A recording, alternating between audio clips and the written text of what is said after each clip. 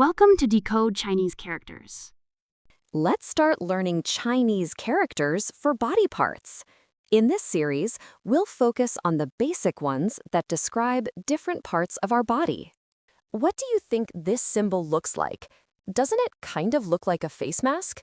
Yes, this symbol actually does stand for face.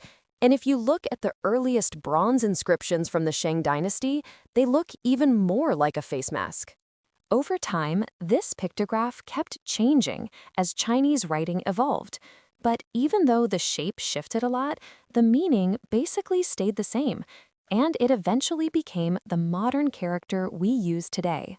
It is pronounced miàn.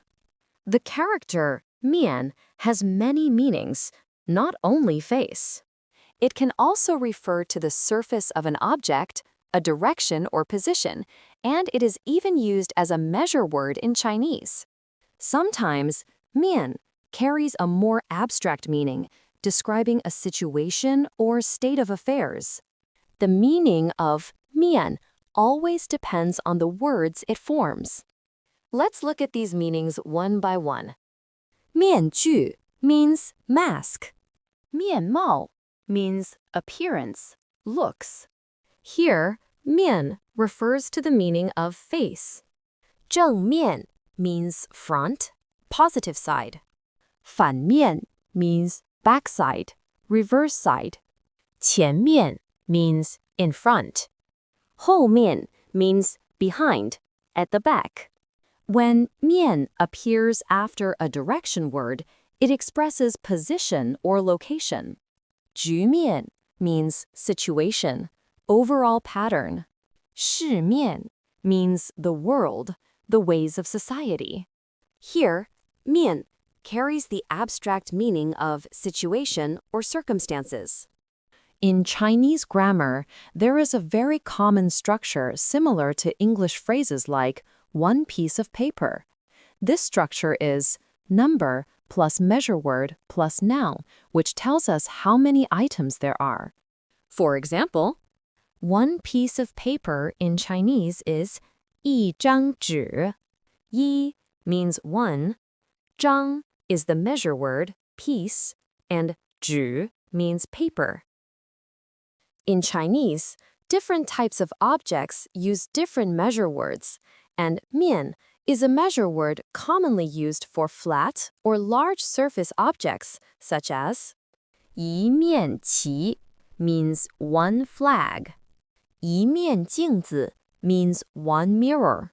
一面墙 means one wall. Now let's practice reading it. 面 miàn miàn. The character miàn is a single component character, and it has 9 strokes. It may look a little complicated, but don't worry. Stay with me, and I'll show you how to write it and remember it easily. We can break this character into 2 parts to help with writing and memorizing. The top part is made of 1 horizontal stroke and 1 left falling stroke.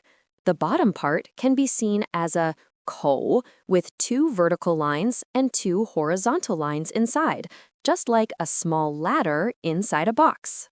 Now, let's write the character together. First, in the upper part of the writing grid, write the top section, 1 horizontal stroke, then 1 left falling stroke. Next, start writing the bottom section. The stroke order is similar to the character si. Begin with the vertical stroke on the left, followed by the horizontal vertical. Then write the small ladder inside. The stroke order is vertical on the left, vertical on the right, the top horizontal, and the bottom horizontal. Make sure these strokes are evenly spaced. Finally, add the horizontal stroke at the bottom to close this part. And that's it. You've completed the character miàn. Give it a try and you'll get it. In modern Chinese, the character miàn is also used as the simplified form of the traditional character mian, which refers to a whole category of foods. For example, 面粉 means flour made from wheat. Chinese people love using flour to make all kinds of delicious foods, and these flour-based dishes are collectively called miàn. Thanks for watching. Don't forget to like and subscribe. More Chinese character stories are coming soon.